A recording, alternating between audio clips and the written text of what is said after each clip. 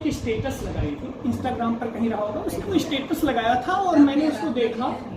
Status में लिखा हुआ था कि जब मैंने मुसीबत पड़ने पर, घर पर मुसीबत आने पर अपनी पिताजी की जगह अपने भाई को खड़े होते देखा, तब मुझे पता चला कि लोग बेटों के पैदा होने पर सहनाइयाँ क्यों दे सकते हैं। तो मैं कविता सुनाता हूँ। लड़कों का जीवन भी इतना आसान नहीं है, कठिन नहीं है। तो इतना आसान नहीं, बहुत कठिन होता है लड़कों का जीवन। जो व्यक्ति जिस सिचुएशन में होता है उसको केवल वो कठिन लगता है, दूसरों का जीवन बड़ा आसान लगता है। व्यवसायियों को मास्टरों का जीवन, मास्टरों को व्यापारियों का, ठेकेदारों को दूसरों का। तो मैं लड़कों की तरफ से एक कविता सुनाता हूँ लड़कों के जीवन के। जी जी जी सर। वक्त कमाना सिखा न पाए, वक्त कमाना सिखा न पाए, पैसा लाकर दिखा न पाए, खर्च न घर का उठा सके जो, ना ही पूंजी जुटा सके जो, बोझ वो भारी हो जाते हैं, लड़के खुद में खो जाते हैं, लड़के खुद में खो जाते हैं। जब दूर शहर में रहते हैं, कोई पढ़ने के लिए और कोई अपने परिवार को सुचारू रूप से चलाने के लिए परिवार से दूर कहीं नौकरी कर रहे हैं। जब दूर शहर में रहते हैं तो किससे पीड़ा कहते हैं, कच्चा पक्का खा लेते हैं, गम में भी मुस्का लेते हैं, बिन खाए भी सो जाते हैं, लड़के ऐसे खो जाते हैं, लड़के ऐसे खो जाते हैं। बाधाएं सिर पर आती हैं, बाधाएं सिर पर आती हैं, कांटों की सेज बनाती हैं, जीवन से अपने लड़ते हैं, वो अंबर तक पर चढ़ते हैं, हर मुश्किल को जो ढो जाते हैं, वरना लड़के खो जाते हैं। आखिरी बंद है इस कविता का।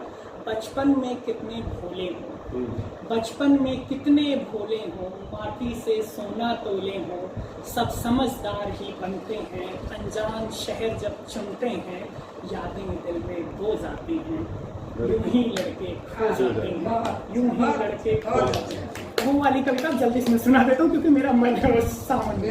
हाँ, मेरा काम बहुत अटका हुआ था बिजली विभाग का, मुझे बार बार ये लोग दौड़ा रहे थे। और सबसे बड़ी चीज, मैं कई बार बारिश में सितंबर के महीने में लास्ट ईयर भीगते हुए गया। यहाँ पर जो पावर हाउस है, कौन सा पीठीपुर, और मैं उधर से कभी जाता, कभी इधर कोरारी से मुड़ के आता, कभी कोरारी से आता और रोज भीग जाता। आखिरी में सब कराने के बाद मुझे पता चला कि मेरा जो ये साइन होना था कागज, ये तो पीठीपुर से होना ही नहीं था, बेनीपुर से होना था। तो बिजली विभाग वालों ने मुझे इतना परेशान किया, एक कविता बनी मुझसे। मैं रोज जाता, कभी वहाँ समोसा खाता, कभी वहाँ टिकिया खाता, कभी बारिश में भीगता रहता, सर्दी लगती रहती, क्योंकि लड़के खो जाते हैं। अब ये कविता। झमाझम बरसती ये बूंदे धरा पर, यहाँ पर वहाँ पर के सारे जहाँ पर, भीगी सड़क है और भीगा जमाना, मगर हम न ढूंढे कोई भी ठिकाना। अकेले हैं हम, कोई स्कूटर हमारा, दुकान एक फेमस शहर आया सारा, चटनी और टिकिया समोसा है ताजा, न इतना सुखी होगा साधु या राजा।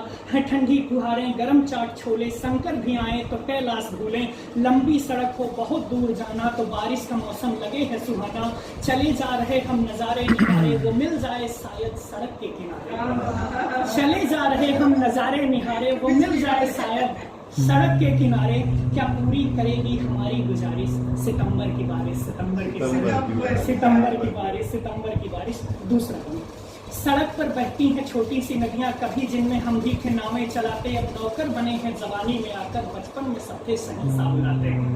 सड़क पर बहती हैं छोटी सी नदियां, कभी जिनमें हम भी थे नावें चलाते, अब नौकर बने हैं जवानी में आकर, बचपन में सबके शहंशाह बुलाते।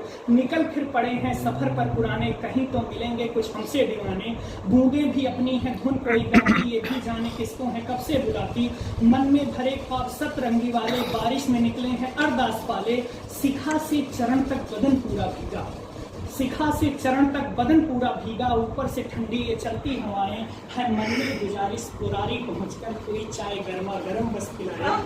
क्या चले जाते मम्मी की क्या उससे करेगा कोई ये सिफारिश, क्या उससे करेगा कोई ये सिफारिश, सितंबर की बारिश, सितंबर की बारिश।